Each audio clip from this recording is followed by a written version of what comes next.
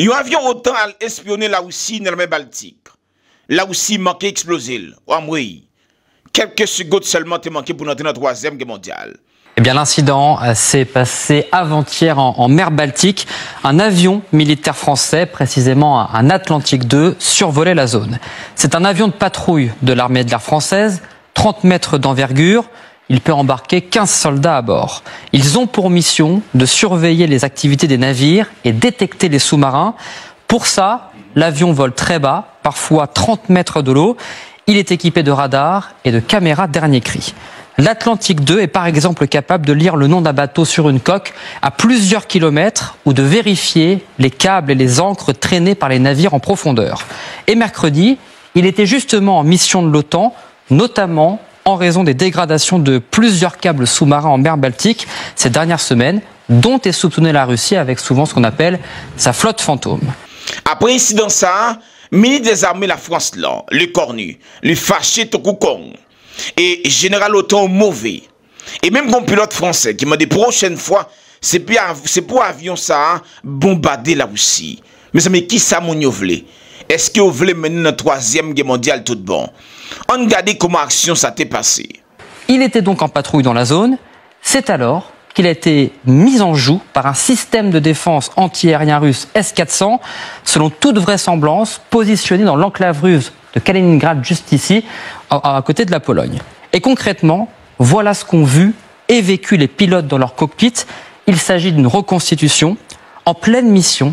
D'un coup d'un seul, un voyant lumineux s'est allumé, accompagné d'un son d'alerte. C'est le signe que l'appareil est dans le radar de tir d'un système de défense de missiles. En clair, c'est le tout dernier message avant le tir. Il y a un avion français qui appartenait à OTAN, l'a espionné ensemble de matériel, là aussi gagné dans la mer Baltique. Pour moi qui ne connaît pas, la mer Baltique sont-ils en mer qui trouvent une région qui est très stratégique. Stratégique pour qui ça? Eh bien, c'est simple. C'est parce que la mer ça, là aussi, gagné un petit territoire qui c'est Kaliningrad qui trouvait le paquet de notre territoire autant. On a parlé de Danemark, la Suède, la Pologne, Lituanie, Lettonie, l'Estonie, la Finlande. Et puis, en même temps, où je là aussi un petit territoire, il y aurait les enclaves Kaliningrad. Mais ce qui est très important, c'est que pour renseignement, eh bien, avion autant ça, qu'a piloté par pilote français, eh bien, il y a espionné pour voir qui ensemble de matériel. Là aussi, gagné dans la mer ça, qui ensemble de matériel. Là aussi, est stationné dans la région Kaliningrad là. Là aussi, montrer le bagage. Grand monde pas joué. Après incident ça, ministre des armées la France là, le cornu, le fâché Tokoukong, le messia mauvais, et fait connaître là aussi a joué avec du fait. Et que si là aussi continue sous même degré ça, il y a un bagage qui a passé. T'as qui ça? Comment ont réagi les pilotes français, Quentin? Eh bien, selon le colonel Guillaume Vernet, le porte-parole de l'état-major des armées, le comportement professionnel de l'équipage français a permis d'éviter toute escalade.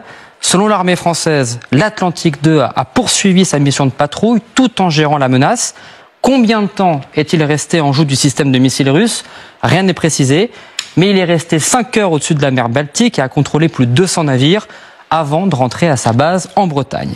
D'ailleurs, un journaliste de l'AFP était présent dans l'avion au moment même de l'incident pour un reportage. Il raconte ne s'être rendu compte de rien. La France a officiellement réagi à l'incident. Oui, preuve de la gravité de la situation. Le ministre des Armées, Sébastien Lecornu, a réagi aujourd'hui. Cette action agressive russe n'est pas acceptable. Nos armées continueront d'agir pour défendre la liberté de navigation dans les espaces aériens et maritimes internationaux. Mais l'autre question que le monde a posé, c'est qui ça, avion ça, les perdit dans la région ça? Parce que l'on regarde des positions géographiques la France et position géographique là aussi, eh bien, deux pays ça yo très loin. C'est vrai, c'est pas la première fois action ça fait. Et dans plusieurs actions qui fait. Donc, action ça t'est passé. Moscou, pour le moment, n'a pas réagi. Ce n'est pas la première fois qu'on constate ce genre de tension militaire entre la France et la Russie. Oui, On se souvient de ce qui s'était passé il y a moins d'un an en mer Noire cette fois-ci, lorsqu'un avion de renseignement français avait été menacé de destruction par une tour de contrôle militaire russe. L'avion français volait pourtant dans l'espace aérien international. C'est pas seulement action ça, deuxième action ça tout. Quelques semaines plus tard, autre incident, toujours au-dessus de la mer Noire. 3 avions militaires français, cette fois, avaient été interceptés par un Sukhoi russe qui leur avait sommé de quitter la zone immédiatement.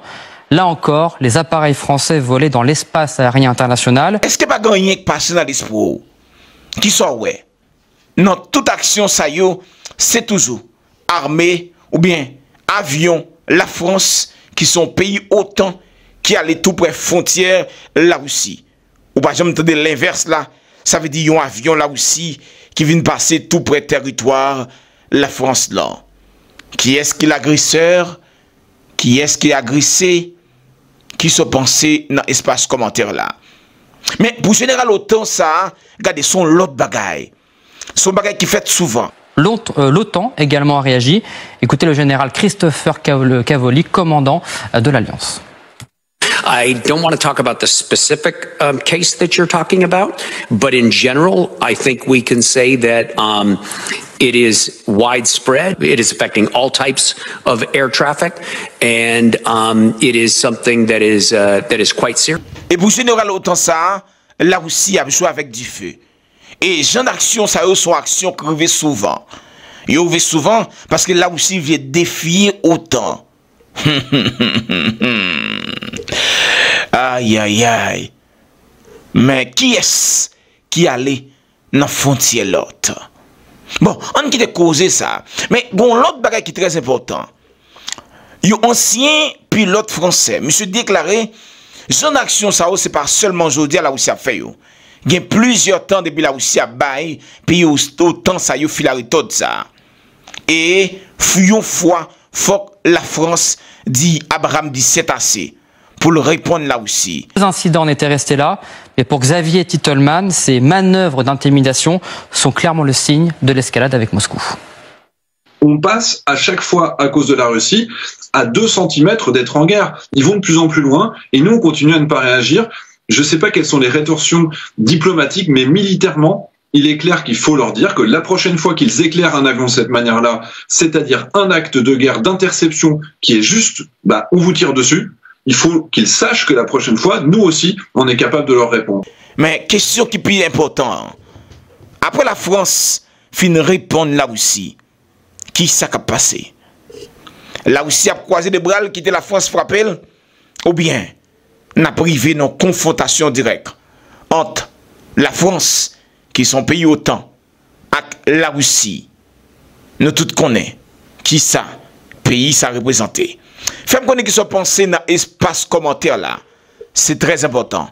Mais ça doit connaître, montre ça, des jours en jour la vie moins sûre, des jours en jour, n'importe bagaille qui a passé, n'importe incident qui a débouché sur un guerre, n'importe qui l'est. Faites connaître qui sont pensés dans l'espace commentaire là.